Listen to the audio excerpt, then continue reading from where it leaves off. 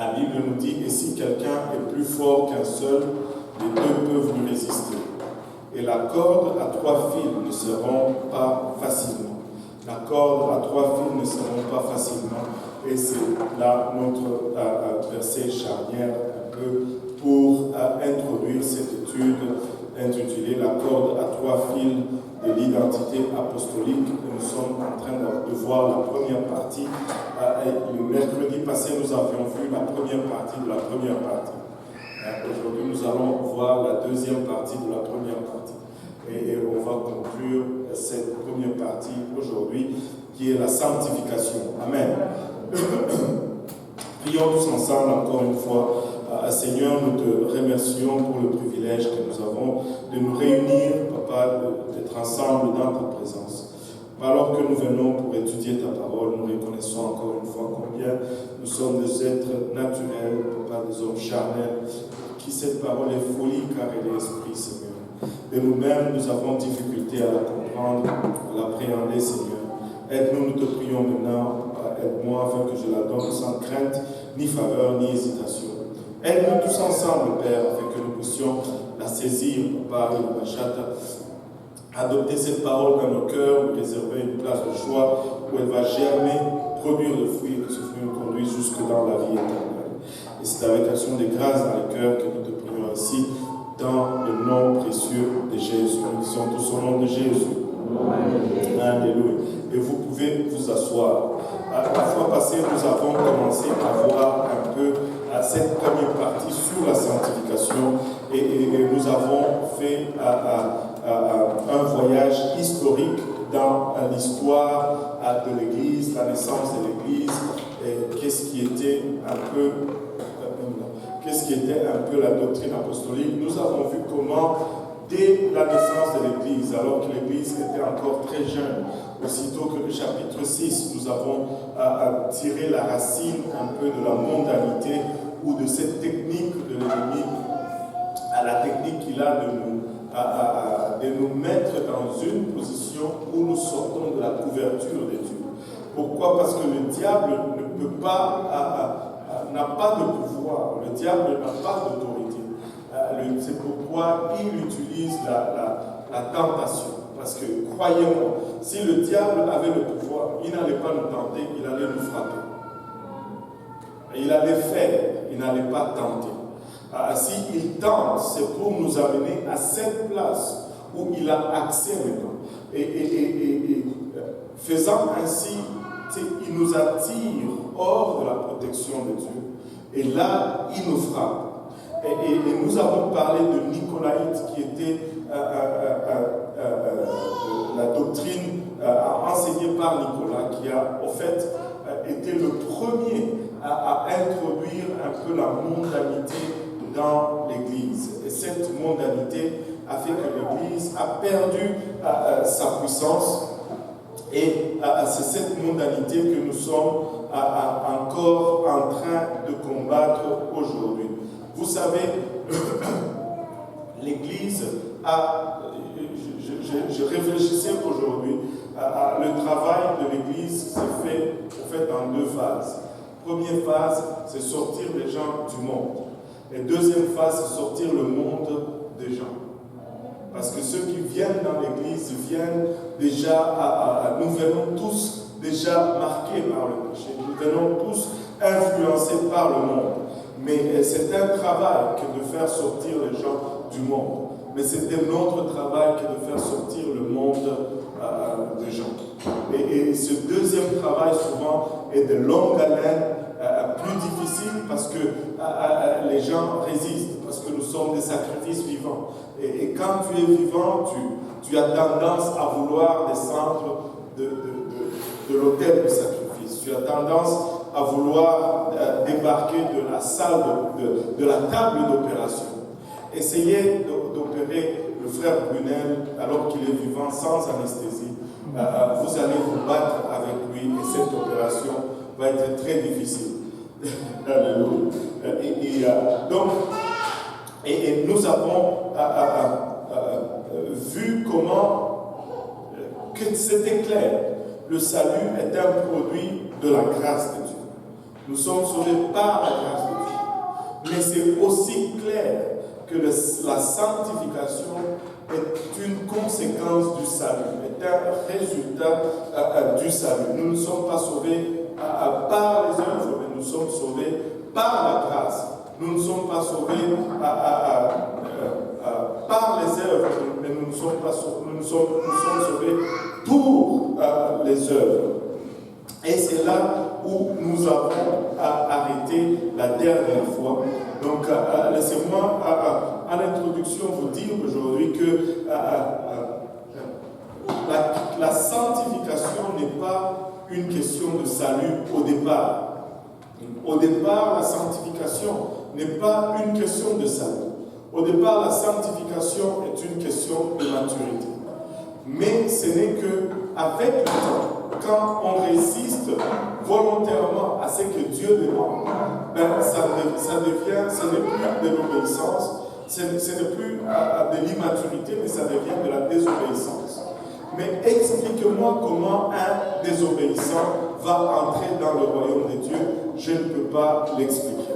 C'est pourquoi éventuellement la question de la sanctification devient une question du salut, parce qu'on arrive à une place où on tombe littéralement dans la désobéissance lorsqu'on résiste à la volonté de Dieu. Donc, une question d'immaturité. Maintenant, le chrétien immature va penser dans le terme de l'obligation. Or, je dois faire ceci. Ça, c'est le chrétien immature.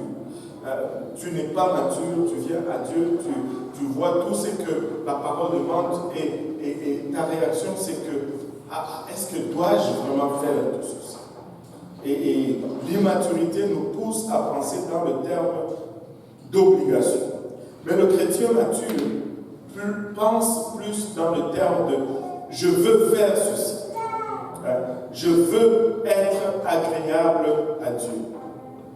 Et le chrétien mature pense dans le terme de « j'ai l'opportunité de ». C'est-à-dire, pour un chrétien mature, c'est un privilège que de mener une vie de sainteté. Ce n'est pas une obligation, c'est un privilège.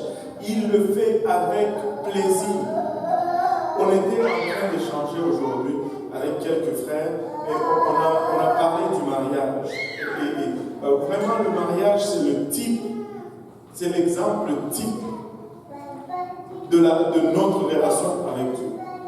Regardez, si tu te maries pour avoir du plaisir, ton mariage ne va pas fonctionner.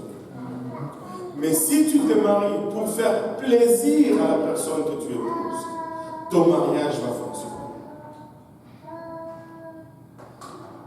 Quand on entre dans le mariage avec l'objectif et l'engagement de faire plaisir à notre partenaire, et que notre partenaire y entre aussi avec l'objectif et l'engagement de nous faire plaisir, ce mariage va être solide. Laissez-moi vous dire, cette union avec Dieu, nous y entrons avec le désir de faire plaisir à Dieu pour que ça fonctionne. Si nous sommes là pour notre propre plaisir, ça ne va jamais fonctionner. Nous allons arriver à cette place où nous regardons la sanctification comme un fardeau, comme une obligation. Mais on entre dans ceci pour faire plaisir à Dieu. Pour faire plaisir à Dieu. Et nous voulons être agréables à Dieu. Nous voulons faire plaisir à Dieu. Et c'est un privilège d'être dans cette position où nous avons l'opportunité de faire plaisir à Dieu. Les gens vont discuter les détails de la sainteté parce qu'il y a absence de l'esprit de sainteté. Quand il y a absence de l'esprit de sainteté, la sainteté devient une source de dispute, une source d'argument. Mais quand tu as déjà reçu le Saint-Esprit,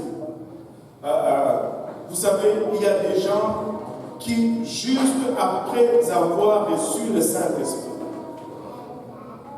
ont embrassé la sanctification sans jamais avoir appris cela, mais tout simplement parce qu'ils avaient reçu l'esprit de sainteté.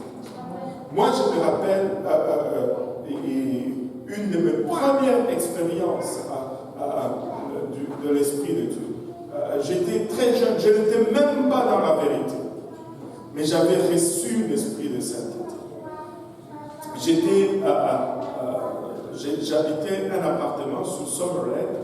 J'étais dans cet appartement parce que j'ai gardé l'appartement d'un compatriote qui était parti, je pense en Alberta ou à Vancouver, planter des arbres. C'était un travail qui était très populaire à l'époque. Tu partais pour 4 mois, tu plantais les arbres tous les jours et ils payaient beaucoup par nombre d'arbres que tu plantais. Alors, quand tu partais comme ça, tu travaillais pour 4 mois et puis quand tu revenais, c'était un travail saisonnier. Tu avais le chômage pour tout le restant de l'année. Alors, beaucoup faisaient ce travail. Et c'était légal, ce n'était pas illégal. Mais c'était un travail dur parce que tu partais là-bas, ils disaient qu'ils prenaient une douche 10 jours parce qu'ils étaient dans la forêt et c'est ça. Bon. Alléluia. Donc, moi, je ne partais pas. Non, je vous en tout cas. Moi, je suis resté pour garder sur l'appartement. Et là, j'étais là, j'ai reçu une lettre de ma petite sœur. À l'époque, elle avait 9 ans. Et elle m'a écrit juste une petite lettre. Mais cette lettre m'a beaucoup touché. Tu vois ces genres de lettres qui te viennent d'Afrique, qu'on a déchiré une feuille dans un cahier quadrillé et on t'a écrit là-dessus, la feuille est même déjà presque jaune ou brun. Et là, on t'écrit tout simplement, il faut que tu donnes à ta vie au Seigneur parce que nous tous, nous avons donné notre vie à Jésus. Et on ne voudrait pas que quand il revient, nous partons, puis toi tu restes. Je vous dis, cet homme-là a commencé à prier. Seul dans cet appartement. J'ai commencé à prier. J'ai commencé à parler en langue. J'ai parlé en langue, je ne sais pas, pendant 1h30, 2 heures. Et je pleurais. Je pleurais tout seul. Il n'y avait personne. Je n'étais pas pentecôtiste. Je ne connaissais même pas cette église si ça existait. J'étais allé quelques fois chez Alberto Carbone, quelque part à Vie et Réveil, quand c'était encore Vie et Réveil. Et j'ai pleuré, je pleurais. Mais à ce temps-là, j'avais toute la collection de Bob Marley. C'était à l'époque où on avait des cassettes, pas des CD, des cassettes, que tu rebobinais avec le bic crayon en faisant et j'avais toutes les cassettes de Bob Marley. Le CD commençait à sortir, j'avais quelques CD, mais j'avais toutes les chansons de Bob Marley. Et j'avais presque toutes les cassettes de Tracy Chapman. Je ne sais pas s'il y en a qui connaissent Tracy Chapman. Et c'était ma musique. Et j'avais tout ça. Et j'étais seul. Personne ne m'a rien enseigné. Mais après que j'ai prié, j'ai pleuré. Quelque chose est juste venu sur moi. J'ai pris tout cela. Je suis allé jeter dans l'incinérateur. Il y avait un incinérateur comme truc à poubelle dans le bâtiment. Je suis allé jeter sur. Personne ne m'a enseigné quoi que ce soit. Personne ne m'a dit quoi que ce soit. Mais laissez-moi vous dire, l'esprit de sainteté ne va pas être contentieux. L'esprit de sainteté va être un esprit qui n'argumente pas avec les détails. Je l'ai fait sans problème. Et regardez, Jude, l'épître de Jude est très puissant. J'ai découvert des aspects dans cette épître vraiment extraordinaires. Regardez, Jude allait écrire son épître sur le salut commun. Quand il dit le salut commun, qu'est-ce qu'il est en train de dire? Il est en train tout simplement de dire que cette nouvelle expérience de salut, c'est la même que tous les chrétiens reçoivent. Jude est en train de nous dire que le Saint-Esprit que Pierre a reçu le jour de la Pentecôte, c'est le même Saint-Esprit que vous recevez aujourd'hui en 2020. Il n'y a pas deux expériences de salut, il Il n'y a qu'une seule expérience du salut. L'expérience du salut est commune et c'est la même expérience pour tout le chrétien. Et lorsqu'il a commencé à écrire cela, il a été poussé par le Saint-Esprit à nous demander de combattre pour la foi qui a été donnée au sein une fois pour toutes. Est-ce que quelqu'un peut lire Jude 1, 3 à 5? Jude 1, 3 à 5, rapidement. Bien-aimés, comme je désirais vivement vous écrire au sujet de notre salut commun, Comme je désirais vous écrire vivement de notre salut commun, je me suis senti obligé de le faire afin de vous exhorter à combattre pour la foi qui a été transmise au sein une fois pour toutes.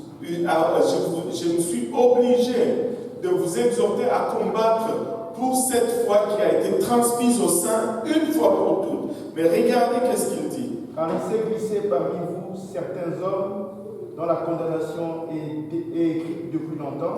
Et là, il nous donne un avertissement.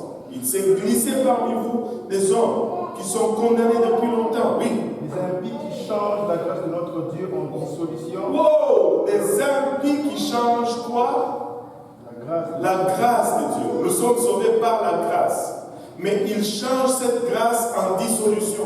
Et c'est là où c'est comme une révélation. Qu'est-ce que ça veut dire dissolution? Qu'est-ce que ça veut dire dissolution? Le mot dissolution signifie tout simplement une vie légère, une vie sans principe, une vie qui rejette toutes les bonnes conduites que la Bible déclare. On voit des fois le mot dissolution, mais on ne va pas chercher ce que cela signifie. Ça signifie tout simplement une vie, pas de sainteté. En utilisant la grâce, on veut nous amener à mener une vie sans sanctification. Oui, continue. Et qui réunit notre seul Maître et Seigneur Jésus-Christ. Je veux vous rappeler, à vous qui savez fort bien toutes ces choses, que le Seigneur, après avoir sauvé le peuple et l'avoir tiré du pays d'Égypte, après avoir sauvé le peuple, les avoir tirés d'Égypte, fit ensuite périr les incrédules. Wow! Il a fait périr par la suite des incrédules. Et je me suis posé cette question. Ces gens, ils étaient incrédules par rapport à quoi? Laissez-moi vous dire. Ils ont cru dans la délivrance du Seigneur parce qu'ils sont sortis de l'Égypte. Mais ils ont été incrédules quant à ce qui concerne leur vie de consécration et ça a mené à leur destruction.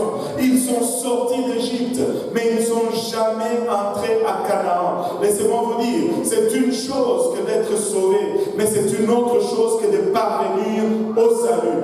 Tu peux être sauvé et ne pas arriver à destination. Tu peux être sauvé et ne pas arriver à destination. Parce que tu rejettes le précepte de Dieu. Tu sais, parfois la Bible nous parle, utilise le mot foi en plusieurs places, en plusieurs aspects. Et la Bible va parler des fois simplement de la foi. C'est-à-dire quelqu'un qui a cette aptitude de croire. Vous savez, il y a de ces gens qui ont ces dons. Ils vont croire tout simplement. Je ne sais pas si vous êtes de ceux-là, mais il y a de ceux-là où il va y avoir une situation, ça ne va pas être un problème. Ils vont croire que Dieu va faire. Mais d'autres, il va y avoir une situation, ils vont plutôt croire que le diable va faire. Une façon de parler. Il y a certains qui vont juste avoir une croyance simple, mais d'autres, ça va prendre beaucoup pour qu'ils arrivent à croire. Mais d'autres fois, la Bible parle de la foi, qui n'est pas une simple croyance, mais qui est l'ensemble de croyance, l'ensemble des vérités concernant le Seigneur Jésus-Christ. Par exemple, dans Galates 1, 23, Paul a prêché maintenant cette foi qu'il avait jadis essayé de détruire. Galates 7, 23. Plutôt Galates 1, 23. Galates 1, 23. Quelqu'un peut le lire rapidement.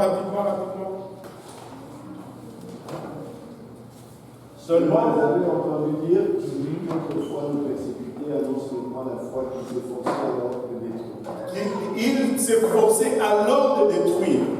Et maintenant, il commence à annoncer cette foi. Ce que Paul annonçait, ce n'était pas sa capacité de croire en quelque chose, mais c'est l'ensemble de vérités concernant le Seigneur Jésus-Christ. Et la Bible appelle cela la foi. Paul prêchait maintenant cette foi que jadis il essayait de détruire. Il y a plusieurs places où tu peux voir cela. 1 Timothée 1, 2, Timothée était le fils de Paul dans la foi. Pas dans la croyance personnelle, mais selon les instructions, selon la vérité concernant Jésus-Christ. 1 Timothée 4, 1, vous pouvez abandonner la foi. Vous pouvez abandonner cet ensemble de vérités concernant le Seigneur Jésus-Christ. 1 Timothée 5, 8, vous pouvez renier la foi. Vous pouvez renier cet ensemble de vérités concernant le Seigneur Jésus-Christ. 1 Timothée 6, 10, vous pouvez vous égarer loin de la foi. 2 Timothée 3, 8, vous pouvez être réprouvé en ce qui concerne la foi. 1 Corinthiens 16, 13, vous pouvez demeurer ferme dans la foi. Vous pouvez demeurer ferme en ce qui concerne l'ensemble de croyances ou l'ensemble des vérités concernant le Seigneur Jésus-Christ. Il y en a qui vacillent. Aujourd'hui, ils vont croire ceci par rapport à Jésus. Demain, ils vont croire cela par rapport à Jésus. Mais nous demeurons fermes par rapport au Seigneur Jésus-Christ. Il est le seul et l'unique vrai Dieu. Il est indivisible. Ce n'est pas un Dieu d'association. Il est juste lui, Dieu, créateur, sauveur, rédempteur, guérisseur, pourvoyeur, protecteur et tout, consolateur, c'est lui, le Seigneur Jésus-Christ. Il y en a, alléluia, qui vont, la Bible nous exhorte à nous examiner. 2 Corinthiens 13, 5, examinez-vous pour savoir si vous êtes dans la foi. Éphésiens 4, 13, parvenez à l'unité de la foi. Colossiens 1, 23, demeurez ferme dans la foi. Colossiens 2, 7, enraciné et fondé en lui et affermi par la foi. Tite 1, 13, ayez une foi saine. 2 Timothée 4, 7, gardez la foi et nous devons garder la foi. Comme nous l'avons vu tout à l'heure, Jude nous exhorte à combattre pour cette foi. Pour cette foi qui nous a été une fois délivrée, qui nous a été donnée une fois pour toutes. Parce qu'il y a des gens qui vont rentrer parmi nous, qui vont corrompre la grâce de Dieu et qui vont plutôt la transformer en dissolution. Regardez, la foi sauve, la grâce sauve, mais la grâce n'est pas un permis ou une licence pour pécher. La grâce est un enseignant qui nous conduit à la piété. Mais les gens enseignent différemment aujourd'hui parce que nous avons été sauvés par la grâce. Nous pouvons faire tout ce que nous voulons. Non, c'est pas ça. C'est pas ça. La grâce nous enseigne. Alléluia.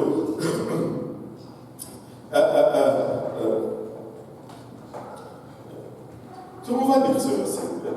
Tite 2, 11, je pense.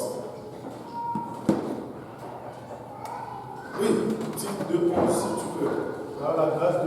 Car la grâce de Dieu, source de salut pour tous les hommes, source de salut pour tous les hommes, a été manifestée. On continue, donne-moi le verset 12. Elle nous enseigne la grâce nous enseigne à renoncer à l'impiété et à la dissolution et toutes ces choses. et au convoitisme mondain, et à vivre dans le siècle présent, selon la sagesse, la justice et la piété, la sanctification. Écoutez, la grâce nous enseigne La grâce est un enseignant.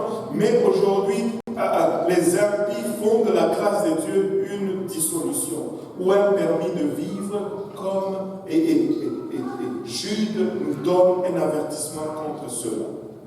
Regardez, Romains 6 nous donne une partie du passage où le mot se soumettre ou se livrer est utilisé le plus fréquemment possible dans la Bible. Romains 6, 12 à 19. Et le mot qui est utilisé ici, c'est le mot paristan ou paristani, qui est traduit des fois par se livrer, ou des fois par se donner, des fois par se rendre, ou des fois par s'abandonner. Mais ça veut dire la même chose, en fait. Ce sont juste des synonymes. Romains 6, verset 12. Si vous pouvez m'aider à le lire. Que le péché ne règne donc pas dans votre corps mortel. Alléluia. Que le péché ne règne pas dans votre corps mortel. Ne n'obéissez pas à ses convoitises. Ne livrez pas vos membres au péché. Ne livrez point vos membres au péché. Ce mot ne livrez point. Le mot livrer ici, ou le verbe livrer, c'est paristène. On continue. Ne livrez point vos membres au péché. Comme arme pour l'injustice. Alléluia. Livrez-vous vous-même à Dieu. Mais donnez-vous vous-même, livrez-vous vous-même à Dieu. Encore le même mot. Ne vous livrez pas au péché, mais livrez-vous à Dieu. Comme des vivants revenus de la mort. Offrez à Dieu vos membres comme arme pour la justice. Et vous offrez vos dieux, et offrez vos membres, ou consacrez vos membres, ou livrez encore une fois vos membres à Dieu pour des instruments de justice. On continue. Le péché ne dominera pas sur vous, car vous n'êtes pas sous la loi mais sous la grâce. Quoi donc? Pécherions-nous parce que nous ne sommes pas sous la loi mais sous la grâce? Certes non. Ne savez-vous pas que si vous vous livrez à quelqu'un comme esclave pour lui obéir, vous êtes esclave de celui à qui vous obéissez, soit au péché qui conduit à la mort, soit de l'obéissance qui conduit à la justice. Fais une pause là. Il dit, quoi donc? Pécherons-nous parce que nous ne sommes point sous la loi, mais sous la grâce? Non. Nous n'avons pas mené une vie de dissolution parce que nous sommes sous la grâce. Et il dit, ne savez-vous pas que si vous vous rendez esclave de quelqu'un pour lui obéir, si vous vous livrez à quelqu'un, encore le même mot, pour vous y obéir, vous êtes esclave de celui-là à qui vous obéissez, soit du péché pour la mort, ou soit de l'obéissance pour la justice. Regardez comment il oppose le péché à l'obéissance ici. Et 17. Mais grâce à Dieu, après avoir été esclave du péché, vous avez obéi de cœur à la règle de doctrine qui vous a été transmise. À la foi, à la règle de doctrine qui vous a été transmise. Libéré du péché, vous êtes devenu esclave de la justice. Oh, affranchi du péché, vous êtes devenu esclave. Vous vous êtes livré maintenant à la justice. On continue. Je parle à la manière des hommes à cause de la faiblesse de votre chair. De même donc que vous avez livré vos membres comme esclaves à l'impureté et à l'iniquité pour aboutir à l'iniquité. Ainsi maintenant, livrez vos membres comme esclaves à la justice pour aboutir à la sanctification. Et en d'autres termes, Paul est en train de nous dire, quand vous étiez esclave du péché, vous n'argumentiez pas la vie de péché. Vous faisiez tout simplement, même avec plaisir, cette vie de péché. Mais maintenant que vous êtes esclave de la justice, n'argumentez pas la vie de la justice. Quand on était péché, on s'est livré, on se donnait, on s'abandonnait au péché. Maintenant qu'on est esclave de la justice, on doit se livrer pareillement à la justice. On doit s'abandonner pareillement à la justice. Paul le dit clairement, vous étiez autrefois serviteurs, que tout le monde dit serviteurs. Nous étions serviteurs du péché. Et maintenant, nous sommes serviteurs de la justice. Et regardez, c'est la justice. Est-ce qu'on peut relire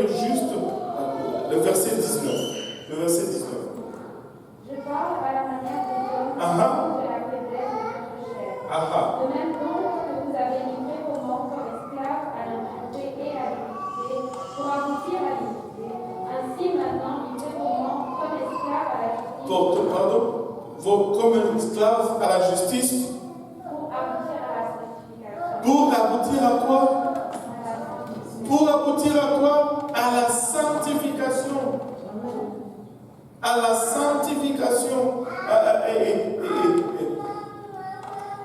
Paul nous dit que nous sommes serviteurs de la justice et cela c'est pour aboutir à la sanctification. Si la justification que vous avez vécue à l'intérieur,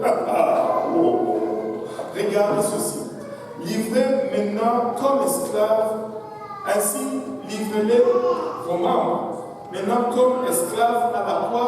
À la justice, parce que nous avons reçu la justification. Amen. Pour aboutir à quoi? À la sanctification. Si donc la justification que vous avez reçue à l'intérieur, que tout le monde dise à l'intérieur, si elle est réelle, elle se manifestera par la sanctification à l'extérieur. Parce que la justice est pour la sanctification. Amen. Waouh! Puissant! Powerful! Ça ne vous excite pas ça? Moi, ça m'excite.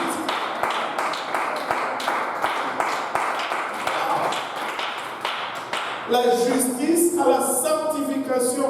Nous sommes justifiés pour aboutir à la sanctification. Si j'ai reçu une justification qui est intérieure, les gens veulent mettre la justification à l'intérieur. Non, plutôt la sanctification à l'intérieur. Non, c'est la justification qui est à l'intérieur qui produit la sanctification à l'extérieur.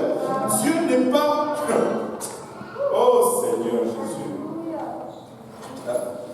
Notre sanctification intérieure va plutôt, notre justification intérieure va produire extérieurement la sanctification. Maintenant, laissez-moi vous dire ceci. Ça, c'est juste entre vous et moi.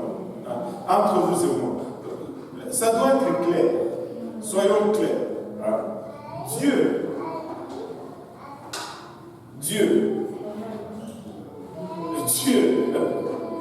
n'est pas moindrement intéressé à être transformé en notre image. Dieu ne veut pas être transformé en notre image. Il refuse totalement de se conformer à ta culture ou à ta zone de confort. Dieu, si nous allons être l'image de Dieu, nous allons refléter ce que lui il est et non à nous le faire devenir comme nous sommes. Il n'y a que deux façons que nous allons être l'image de Dieu. Ou nous devenons comme il est, ou lui il devient comme nous. Alors, et laissez-moi vous dire, il n'est pas du tout intéressé à refléter notre image. Pas du tout. Pas du tout. Il refuse catégoriquement. Peu importe ta culture, peu importe ta zone de confort, Dieu est totalement convaincu que puisqu'il est le seul, que tout le monde dise le seul à nous avoir rachetés, il est le seul à nous avoir rachetés du péché. Il est convaincu que nous lui appartenons, et non le contraire. Amen. Et si nous lui appartenons, c'est nous qui allons devenir comme lui. Amen. Et cela n'est pas négociable. On ne négocie pas cela. Dieu veut faire de nous son image. Il veut que nous devenions son image. Et non le contraire. Quelle image êtes-vous en train de refléter?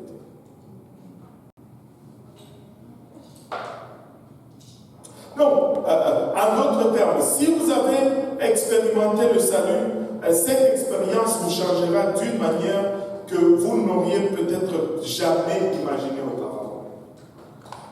Certains d'entre vous ici, je ne vais pointer personne, vous vous regardez aujourd'hui, vous ne croyez même pas à ce que vous ressentez.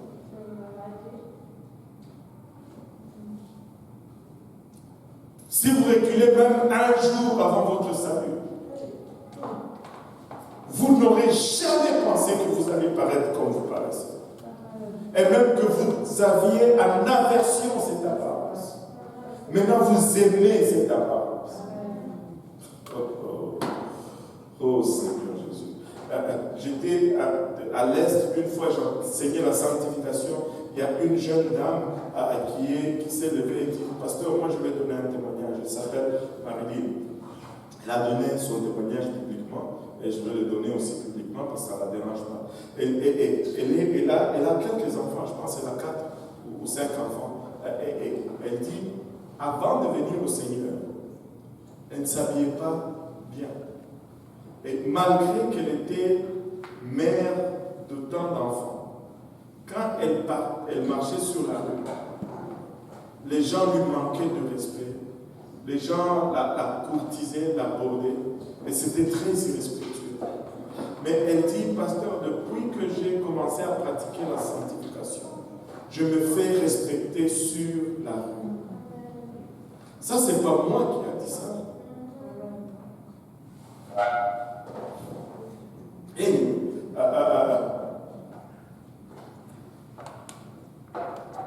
cette expérience de salut va vous transformer, ça va vous changer complètement. Vos désirs vont changer, vos priorités vont changer. Certains d'entre nous sont venus ici avec d'autres priorités, avec d'autres ambitions. Aujourd'hui, nous visons ailleurs. Moi, je voulais devenir président de la République chez nous. Je sais que quand je dis ça, tout le monde rit. Je ne sais pas pourquoi, peut-être qu'on me sous-estime. C'est correct. J'avais cette ambition. Mais quand je suis arrivé ici, ça a changé. Quand j'ai connu Dieu, ça a changé. Je ne veux plus être président. Même si vous voulez me mettre, je vais refuser aujourd'hui. Ça change tes activités, ça change ton mode d'habillement, ça change toute ta vie entière, ça change tes désirs, ça change tes pensées, ça change tout. Regardez le frère Yannick, il voulait devenir champion de tennis, il voulait jouer à Roland Garros et toutes ces choses. Maintenant, il joue au GPD. Il veut bien gagner des trophées, mais ce ne sont plus les mêmes trophées. Ça change tout. Mais non, pour accomplir ceci, pour accomplir la sanctification, ça prend une puissance. Et tout le monde dit puissance. Ça prend un pouvoir, une puissance.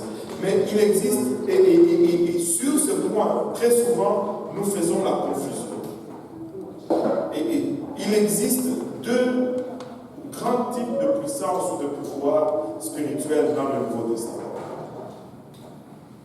Il y a le pouvoir dunamis, ou la capacité de faire des choses, enfin, je ne sais pas comment le dire autrement. Dunamis, c'est la capacité de faire des choses au-delà de ta capacité. C'est-à-dire, tu fais des choses au-delà de ta capacité naturelle. C'est une force, une puissance surnaturelle, un pouvoir de faire miraculeusement. Par exemple, Actes 4:33, et les apôtres rendaient témoignage avec beaucoup de force de la résurrection du Seigneur Jésus, et une grande grâce ou une grande puissance, une grande force était sur eux tous. Parce que ces mêmes gens, naturellement, avant de recevoir cette puissance, ils fuyaient, ils se cachaient, ils ont renié le Seigneur. Mais quand ils ont reçu cette puissance, ils le faisaient au-delà de leur capacité naturelle. Quelques versets que je veux vous balancer comme ça, Romains 1,16, car je n'ai point honte de l'évangile, c'est une puissance de Dieu pour le salut de quiconque croit. Il y a une puissance, le salut, on ne peut pas le faire par le moyen naturel, mais ça prend cette puissance de l'évangile pour y arriver. 1 Corinthiens 1,18, car la prédication de la croix est une folie pour ceux qui périssent, mais pour nous qui sommes sauvés, elle est une puissance de Dieu. Dunamis. Ça nous permet de faire des choses. 1 Corinthiens 80, car le royaume de Dieu ne consiste pas en parole, mais en puissance, c'est-à-dire faire au-delà de nos capacités naturelles. 2 Corinthiens 4, 7, car qui est-ce qui te distingue? Qu'as-tu que tu n'aies reçu? Et si tu l'as reçu, pourquoi te glorifies-tu comme si tu ne l'avais pas? Oh, je n'ai pas pris le bon verset sûrement. Et j'en ai d'autres, ne vous inquiétez pas, vous n'allez pas être affamés là-dessus. J'en ai d'autres. 2 Corinthiens 4, 7. Car qui... Oh non, 2 Corinthiens 12, 9. Et il m'a dit, ma grâce te suffit, car ma puissance s'accomplit dans ta faiblesse. C'est-à-dire, si tu regardes tes caractères naturels, tes habilités naturelles, c'est faible. Mais sa puissance plutôt t'amène au-delà de ses capacités. Ephésiens 3, 20. Or, à celui qui peut faire par la puissance qui agit en nous. Par la puissance qui agit en nous, il peut faire infiniment au-delà de tout ce que nous demandons ou pensons. Tu n'y as même pas pensé, Dieu le fait. Amen. Des fois, nous nous cassons la tête. Écoutez, nous devons arriver à une place où la première chose qui nous préoccupe, c'est seulement notre relation avec Dieu. Amen. Parce que tu ne penses même pas qu'il fait. Amen. Tu ne penses même pas, il fait. Parce que tu es même... C'est que Dieu est en train de dire ici. C'est que ce qu'il veut faire pour toi est tellement grand que tu n'es même pas capable toi-même d'y penser. Amen. Parce que tu es incapable d'y penser, mais lui, il le fait sans que tu y penses. Amen. Moi, ça ne vous excite pas, ça? Amen. Moi, ça m'excite. Dunamis, c'est le pouvoir de faire. J'ai encore d'autres versets pour ceux qui aiment prendre les références. 1 Thessaloniciens 1,5, 2 Timothée 1,7, 2 Timothée 3,5. C'est tous des exemples de puissance dunamis. C'est de là où on a le mot dynamite. Cette puissance, c'est visible, palpable, de faire. Mais il y a un autre mot pour la puissance dans la Bible. C'est le mot Ejousia. Ça, comme dunamis, c'est la capacité de faire au-delà de nos capacités naturelles. Ejousia, c'est très particulier, Ejousia. Je vous dis que si vous prêtez attention à ceci, vous allez entrer juste dans une autre dimension de votre relation avec Dieu. Ejousia, c'est la capacité de ne pas faire les choses que vous avez la capacité de faire.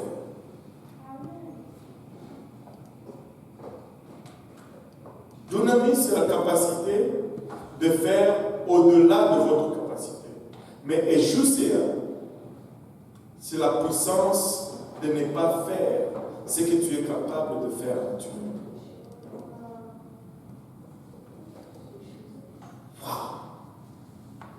Wow. Tu es capable de le faire, mais tu dis je ne le fais pas. Ça c'est puissant. C'est la puissance. Ça c'est échoué. Et laissez-moi vous dire ceci.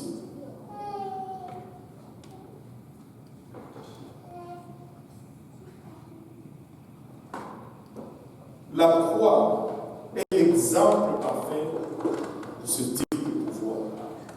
Nous aimons Dunamis, mais nous méprisons Ejousia. Mais laissez-moi vous dire, si tu veux avoir la puissance Dunamis de Dieu, il faut que tu passes par Ejousia. Ejousia, c'est plus puissant.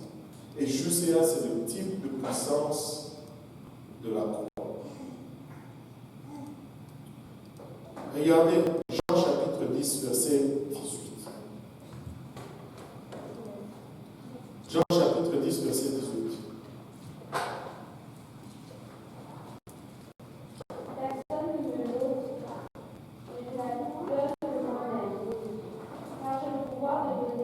Le mot pouvoir ici, c'est juste de donner et le pouvoir de la reprendre.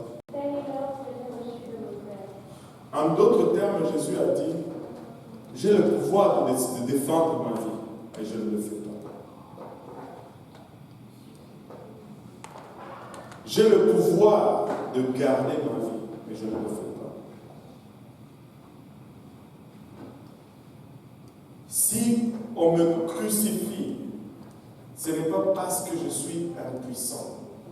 Au contraire, c'est parce que je suis assez puissant. Je ne sais pas pour vous. Dunamis, c'est impressionnant. Mais Échouséa m'éblouit. Échouséa met de passe. C'est le pouvoir restrictif. Laissez-moi vous dire, nous avons plus de problèmes à nous restreindre qu'à faire. Si nous pouvons arriver à nous restreindre, laissez-moi vous dire que nous allons être puissants avec le Seigneur. Nous devons désirer Échouséa. Marc 3, 14, 15. Et il en a établi 12 pour être avec lui, pour les envoyer prêcher et pour avoir la puissance de guérir les malades et de chasser le démon. Ça, c'est Échouséa appliqué dans un contexte de juridiction. Dieu leur donne le pouvoir. C'est un pouvoir conféré. Et Luc 4, 32, ils étaient étonnés de sa doctrine car il parlait avec autorité. Encore une fois, ce mot autorité ici, c'est Échouséa. Échouséa, c'est juridiction, autorité. Dieu nous donne autorité sur une juridiction dans un domaine. Mais à tous ceux qui l'ont reçu, Jean 1,12, il leur a donné le droit, Échouséa, d'être enfants de Dieu, savoir à ceux qui croient en son nom. Échouséa, c'est le pouvoir de se retenir. Alléluia. Et regardez Ephésiens 6,12, car ce n'est pas contre la chair et le sang que nous avons à combattre, mais contre les principautés, contre les puissances, contre le prince des ténèbres de ce siècle, contre les puissances spirituelles de la méchanceté dans les lieux célestes. Et puissance ici fait référence encore une fois à Échouséa. Maintenant, pour mener une vie de sainteté, ce n'est pas Dunamis que nous avons besoin, mais c'est plutôt Échouséa que nous avons besoin.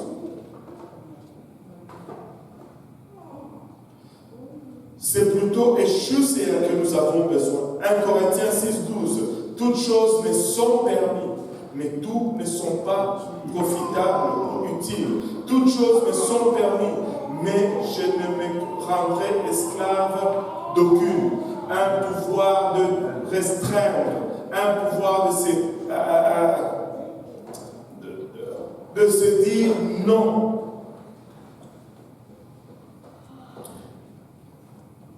Regardez 1 Corinthiens 11.10. 1 Corinthiens 11.10. Ça, c'est un exemple puissant de Échouséa.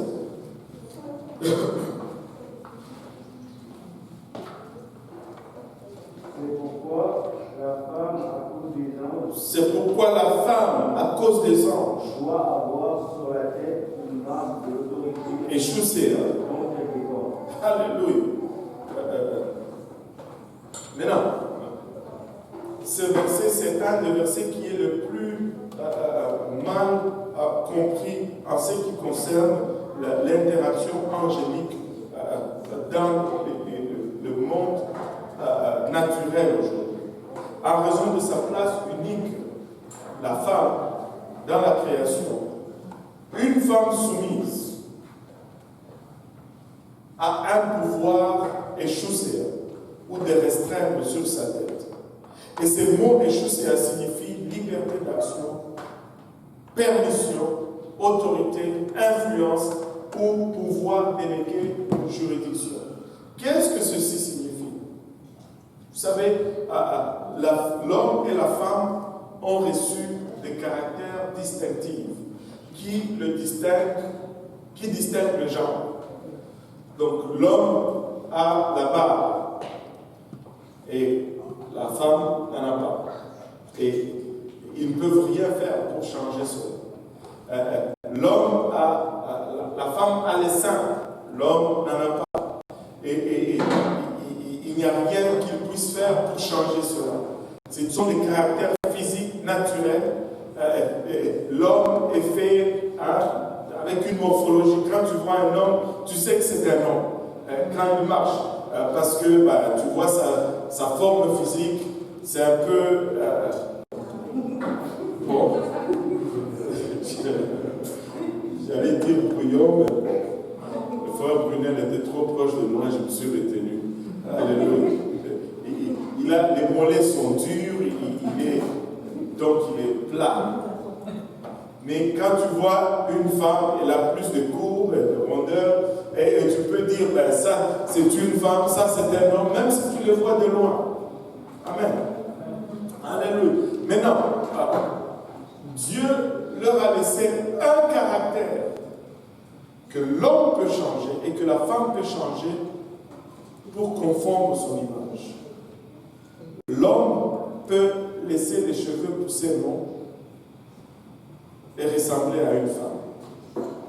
Et la femme peut couper ses cheveux courts et ressembler à un homme. C'est la seule marque que l'homme peut altérer pour changer son apparence.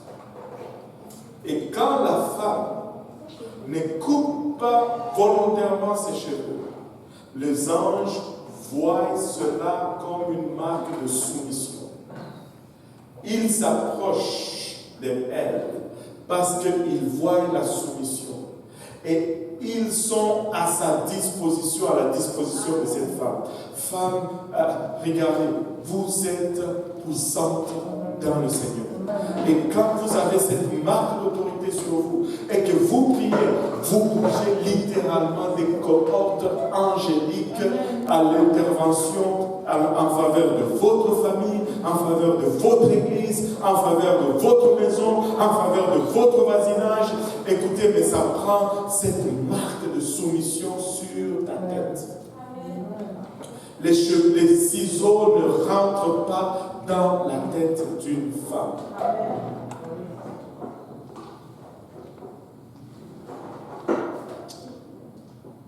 Mais quand vous prenez ce ciseau et que, oh, les bouts sont cassés, je vais couper les bouts pour que mes cheveux... Écoute, le monde spirituel te voit. Et les anges qui savent c'est quoi le résultat de la désobéissance. Quand ils voient une telle désobéissance, ils se retirent tout simplement. Parce qu'ils savent que ça c'est pas bon.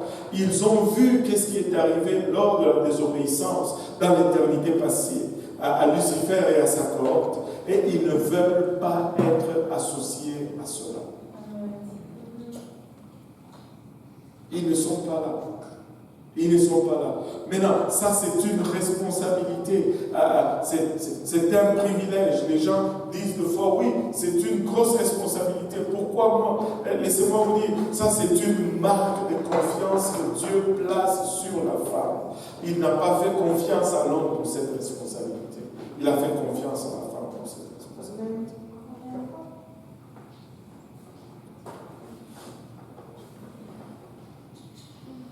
Il y a une intervention angélique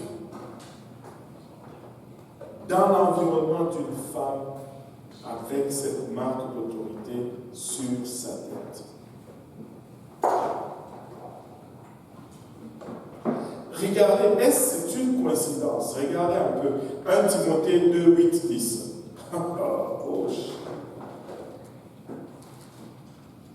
Je veux donc que les hommes prient en tout lieu.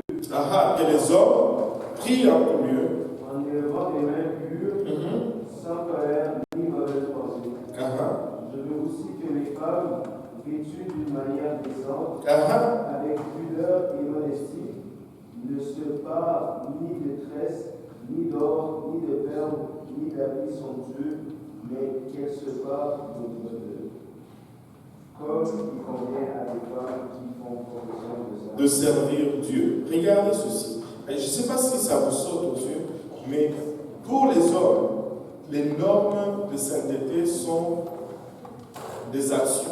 Il faut qu'ils agissent sainement. Et ça donne, l'action donne toujours un pouvoir d'attaque offensive. Je fais, dunamis, j'attaque.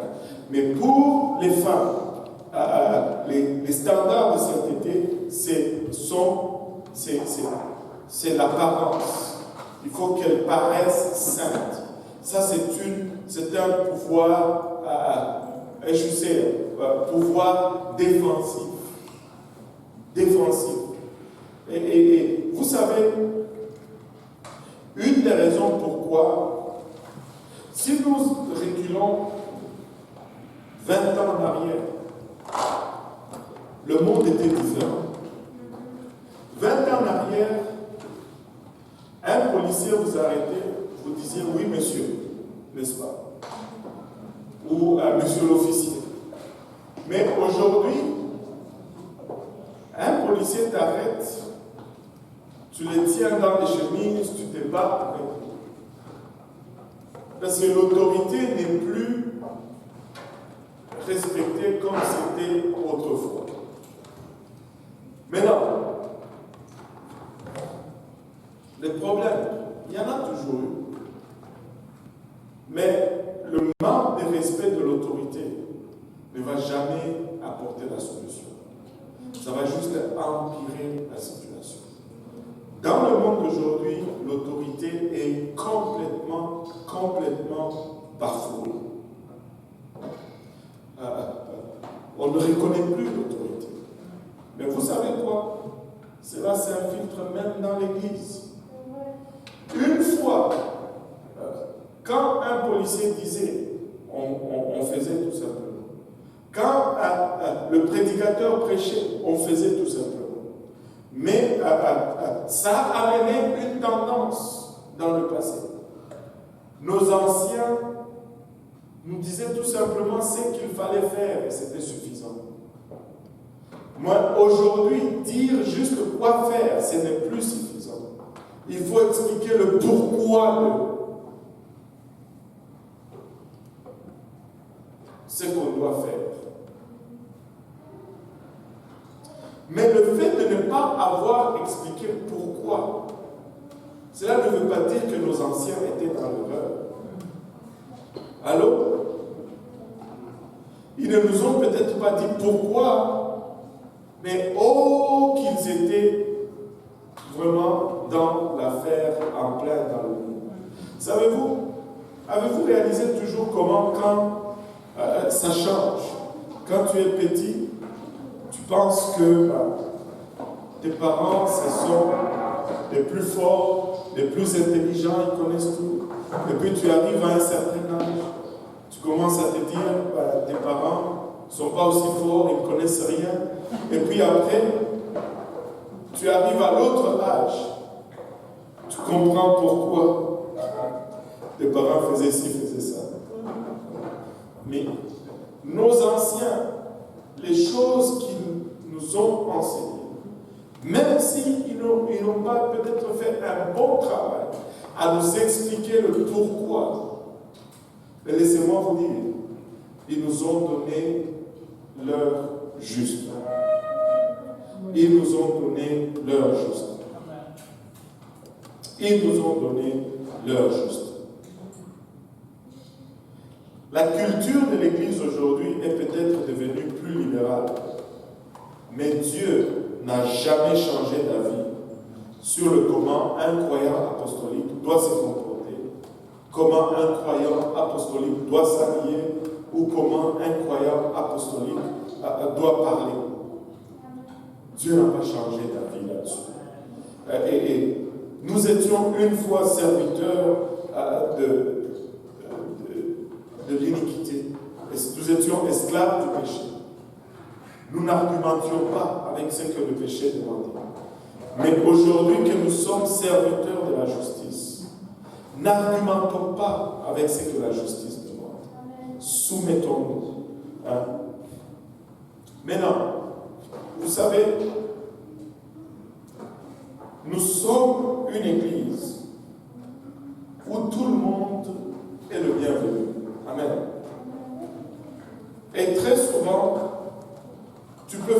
partir de l'Église avant que tu ne commences même à croire au principe de l'Église.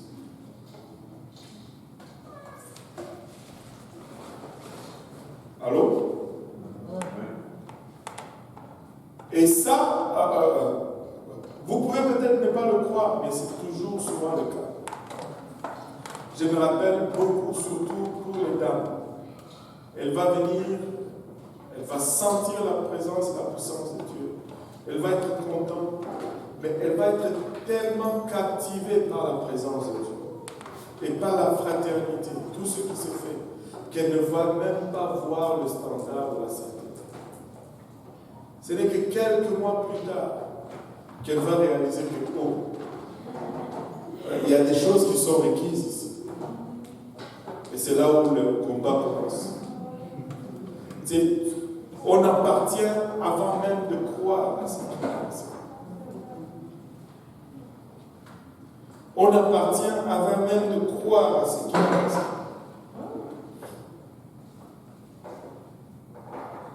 Et parce que nous voulons être une église patiente avec les jeunes croyants, alors qu'ils sont en train de grandir, nous courons toujours et nous prenons toujours le risque d'être mal interprétés. Mais ce n'est pas grave. Jésus a été aussi mal interprété. Paul a été aussi mécompris. Ce n'est pas grave. Et nous allons l'être aussi. Cela signifie que il y a de temps en temps des gens qui vont venir, qui vont avoir leur agenda, qui vont juste vouloir jouir de la communion, mais pas devenir disciples. Ils vont vouloir obtenir tous les avantages sans aucune responsabilité. Ils vont vouloir faire l'expérience du salut, mais ils vont rejeter la sanctification. Nous allons les laisser venir. Nous allons les aimer, mais nous n'allons pas changer pour eux. Et vous savez, nous regardons cela comme si nous étions peut-être au-dessus de ce que je viens de décrire. Et ce n'est pas vrai. Tous nous passons par le même chemin. Moi et mon épouse, quand nous sommes venus à l'église, ce n'était pas parce que nous avons découvert la doctrine que nous avons aimé la doctrine.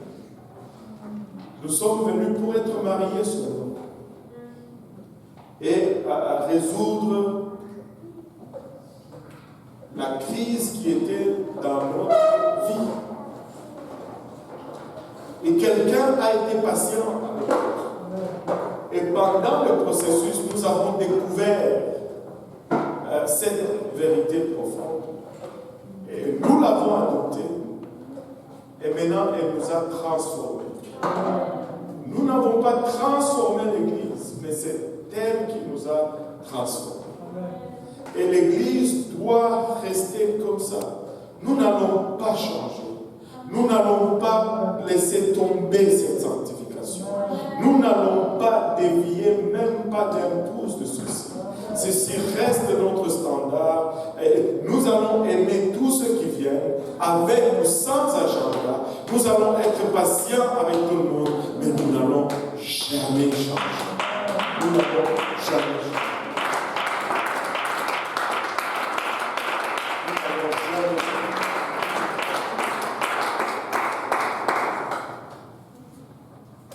Vous savez, je vais vous dire une chose.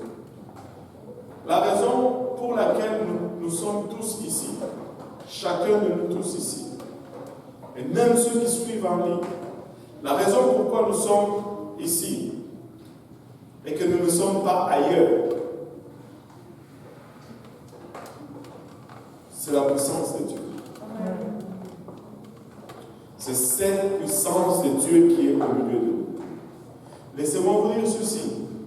Ne vous y trompez pas. Un Dieu saint ne se manifeste qu'au milieu d'un peuple saint. Un Dieu saint ne se manifeste qu'au milieu d'un peuple soumis. Nous ne changerons jamais notre position sur la sainteté, parce que la sainteté est biblique. Et nous ne changerons jamais notre position sur la sainteté, parce que cela changera tout le reste. Si tu changes la sanctification, tu changes tout le reste. Laissez-moi vous dire, la sainteté, c'est toujours la première chose, pas la seule chose que les gens veulent changer. C'est toujours la première chose. Observez-les. Dès que la sainteté part, les autres choses suivent aussi l'une après l'autre. Après, c'est la connaissance de l'unicité. Après, c'est le baptême. Laissez-moi vous dire ceci, la personne qui m'a baptisé au nom de Jésus-Christ, aujourd'hui, cette personne est allée se faire rebaptiser au nom du Père et du Fils et du Saint-Esprit. Quand la sainteté part, tu ne sais pas jusqu'où ça va aller.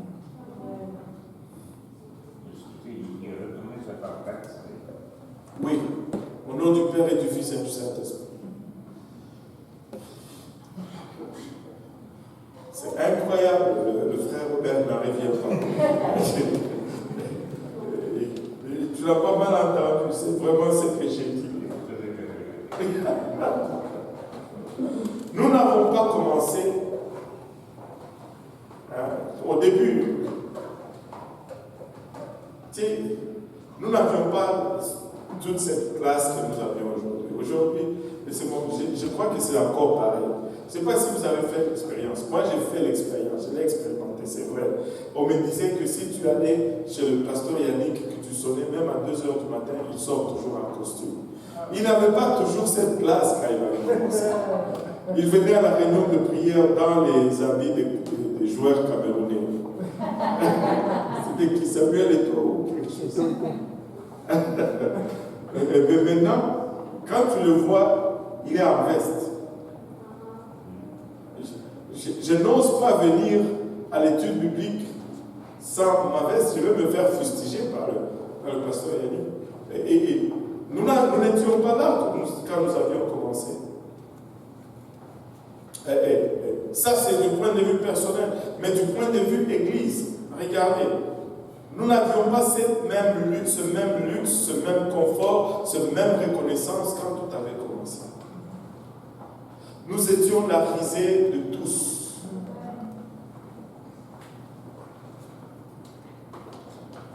Tout d'abord, il y a environ 2020 ans, ou 2000 ans, je devais dire plutôt, 120 personnes adoraient si intensement que ces personnes-là semblaient être ivres aux yeux de ceux qui les regardent. Nous sommes leurs descendants. Amen. Nous sommes les descendants de ceux gens, ces 120 personnes, qui, lorsqu'ils adoraient, les gens regardaient et se moquaient d'eux. Ils disaient, mais ils sont ivres. C'est quoi ça?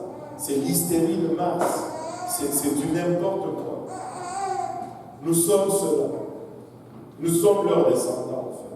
Actes 2, 15 et 16 nous dit, car ceux-ci ne sont point ivres, comme vous supposez, puisque c'est la 3e heure du jour. Mais ce ici, c'est qui a été prophétisé par le prophète Joël. Je suis en train de conclure. Amen. Ensuite,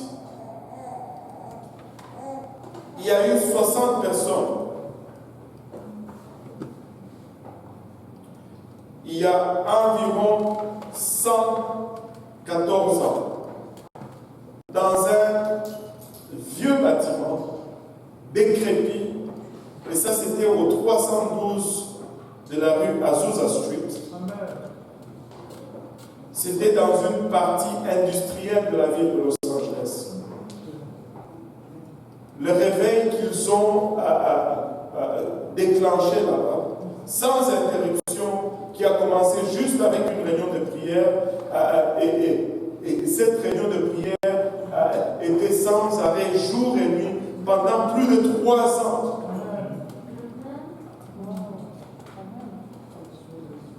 Et ça fait environ 114 ans depuis, ça fait 114 ans exactement depuis le mois d'avril dernier, entre 300 et 1500 s'installer dans ce bâtiment décrépit, dans ce bâtiment dont le plancher était sale. Des gens de toute origine se réunissaient pour prier. Hommes, femmes, enfants, noirs, blancs, hispaniques, asiatiques, riches, pauvres, illettrés, instruits. Le culte du 312 de la rue Azusa était fréquent et spontané, avec des services qui se déroulaient 24 heures sur 24. Et le journal Los Angeles Times n'était pas du tout gentil à leur égard. Je vais vous lire une partie d'un article qui a été écrit à leurs égards. Ça dit ceci: les réunions ont lieu dans une cabane en ruine de la rue Azusa. Et les adeptes de la doctrine bizarre pratiquent des rites les plus fanatiques et prêchent des théories les plus folles et se mettent dans un état d'excitation folle dans leurs ailes particuliers. La nuit est rendue hideuse dans le quartier par les hurlements des adorateurs qui passent des heures à se balancer d'en avant à l'arrière dans une attitude de prière et de supplication éprouvante pour les nerfs. Ils prétendent avoir le don des langues et être capables de comprendre le blablabla. Il y a un mélange disgracieux, un mélange honteux de grâce. Ils ont regardé cet amalgame de grâce. Ils ont dit que c'était un mélange honteux et disgracieux. Ils pleurent et font des bruits, des hurlements toute la journée et la nuit. Ils courent et sautent, tremblent de partout, crient à tue-tête, tournent en rond, tombent sur les sols recouverts de grâce et de poussière, en donnant des coups de pied et en se roulant. Certains d'entre eux s'évanouissent et ne bougent pas pendant des heures, comme s'ils étaient morts. Ces personnes semblent être folles, mentalement dérangées ou sous l'effet d'un sort. Ils prétendent être remplis de l'esprit. Ils ont pour prédicateur un nègre borgne et analphabète qui reste souvent à genoux, la tête cachée entre les caisses de lait en bois. Il ne parle pas beaucoup, mais on l'entend parfois crier « Répandez-vous » et il est censé diriger la chose. Il chante toujours la même chanson. Le consolateur est venu, le consolateur est venu, le consolateur est venu. C'est ça, c'est là nos ancêtres. C'est ça nos origines. C'est là notre identité. C'est ça qui nous sommes. Ils ont été moqués en l'an 33. Ils ont été moqués en l'an 106. Ils vont encore se moquer de nous en l'an 2020 parce que c'est ça nos origines. Mais nous n'allons pas changer pour cela. Alléluia. Aujourd'hui, nous avons de beaux bâtiments. Aujourd'hui, nous avons des lieux climatisés, propres, désinfectés.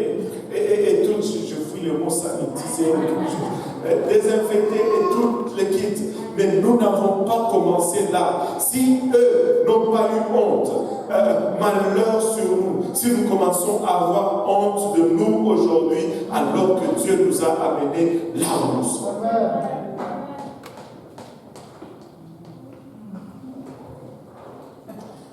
Vous savez, ceux qui lisaient ce journal-là n'auraient pas pu deviner que dans les années à venir, les historiens allaient dire que le réveil de la rue Azusa a donné naissance au pentecôtisme moderne et est devenu le réveil le plus important du XXe siècle dans l'évangélisation mondiale. Il n'y a rien comparable au mouvement pentecôtiste. Il n'y a rien comparable, laissez-moi vous dire ceci, si nous gardons notre identité et que nous restons authentiques, rien ne peut égaler cette puissance de transformation que nous sommes. Une prophétie a été donnée au cours de ce réveil. On ne sait pas exactement à quel moment, le moment est inconnu. On ne sait pas exactement par qui, la personne est inconnue. Mais près de 100 ans plus tard, cette prophétie est en train de retentir comme un avertissement dans nos oreilles. Écoutez l'intégralité de cette prophétie. Très souvent, j'avais juste un tiers de la prophétie. Mais c'est une prophétie à 3 volets. Elle dit ceci: dans le dernier jour, si on peut se lever tous ensemble. Elle dit ceci: dans le dernier jour, 3 choses vont se passer dans la grande famille du mouvement pentecôtiste. juste absorber ceci pour l'amour. Dans le dernier jour, 3 choses vont se passer dans la grande famille du mouvement dans le mouvement pentecôtiste. Il dit ceci. Premièrement, on mettra trop l'accent sur le pouvoir plutôt que sur la justice.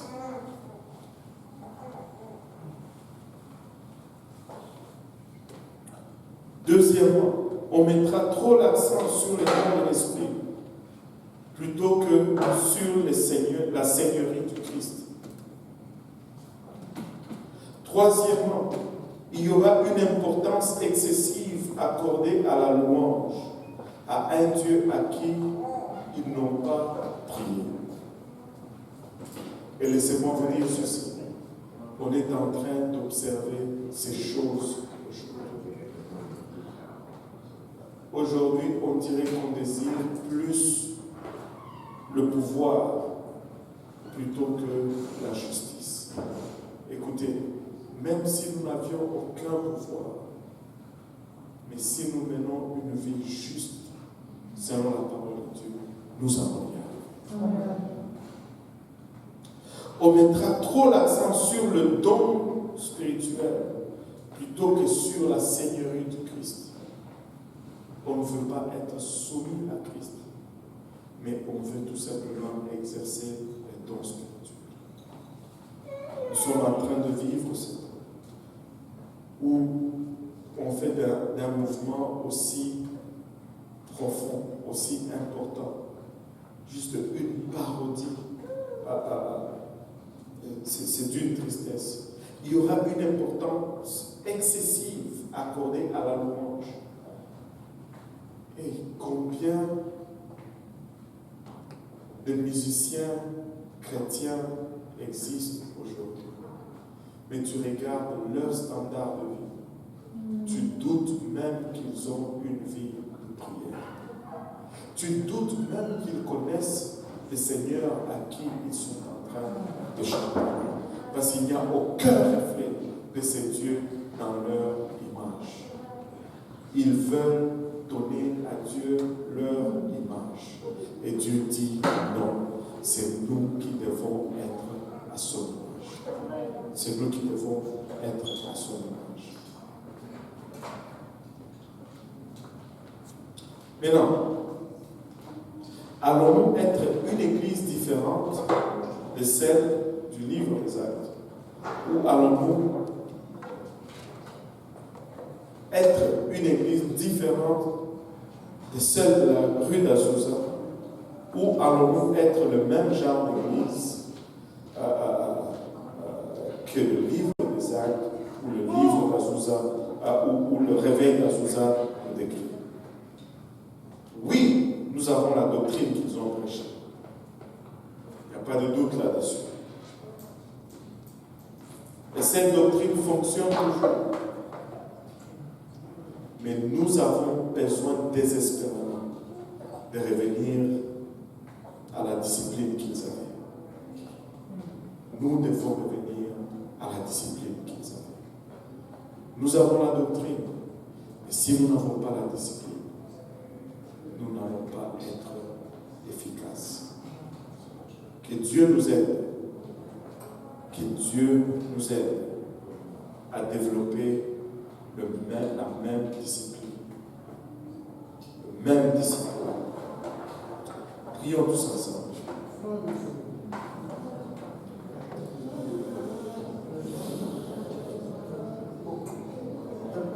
Seigneur, nous te rendons grâce, Papa, pour ton amour, ta bonté et ta fidélité. Papa, nous te remercions, Père, pour ton amour que nous ressentons en ces lieux sous forme de conviction lourde sur nous, Seigneur. Papa, nous reconnaissons cela comme l'expression de ton amour, Seigneur. L'expression de ta bonté, Seigneur Jésus-Christ. Père, nous réalisons le temps dans lequel nous vivons, les circonstances dans lesquelles nous vivons. Pas des temps sans précédent, des circonstances jamais vécues. Pas sans ton nom, nous pouvons nous en sortir, Seigneur. Nous prions, Papa, que tu te souviennes vienne de nous dans ta grâce et dans ta miséricorde. Que ta force et que ta puissance soient manifestes dans nos faiblesses, Papa. Nous crions, Papa, de profondeur du cœur, que tu nous ramènes, Papa, à cette place où, Papa, ta relation, Papa, compte plus que tout. Seigneur Jésus-Christ, Papa, et Papa, nous prions et plaidons, Seigneur Jésus-Christ, que tu nous ramènes, Papa, à cette place de soif, cette place, Papa, d'intimité, Seigneur. Pas que nous avions une autre foi avec toi, Seigneur Jésus-Christ. Papa, et la Bachade, nous prions, Seigneur Jésus-Christ, que tu nous ramènes, Papa, dans cette place de discipline, où cette justification que nous avons reçue à l'intérieur nous transforme, Seigneur. Papa, où nos priorités, Papa, deviennent tes priorités. Où notre apparence, Papa, reflète qui tu es, Seigneur. Papa, où notre dévouement, Papa, il a Bachade, t'est accordé sans restriction, Seigneur. Père, nous croyons, mais aide notre incrédulité, nous te prions, Père. Nous voulons retourner tout simplement à cette place, Seigneur Jésus-Christ, d'intimité avec toi. La seule chose qui compte, Papa, c'est être intime avec toi, Seigneur. Aide-nous, Seigneur Jésus-Christ, à discerner, Seigneur. Aide-nous, Papa, à aimer cette doctrine et à la mettre en pratique, à en faire une discipline de vie, Seigneur Jésus-Christ. Aide-nous tous ensemble, Papa, à refléter ton image, Seigneur. Aide-nous, Papa, à ne pas perdre notre identité apostolique, Seigneur. Rends-nous, Seigneur, nous te prions. Au nom de Jésus. Au nom de Jésus.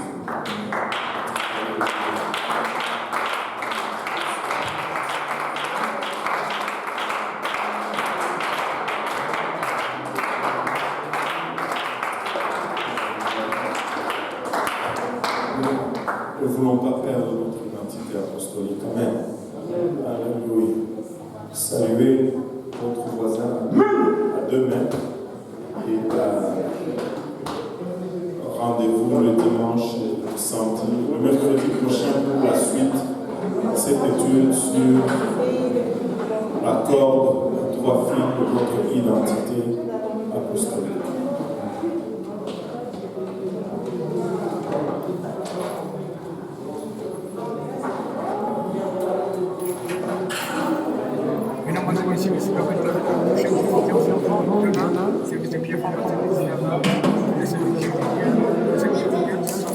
Tout le monde a chanté.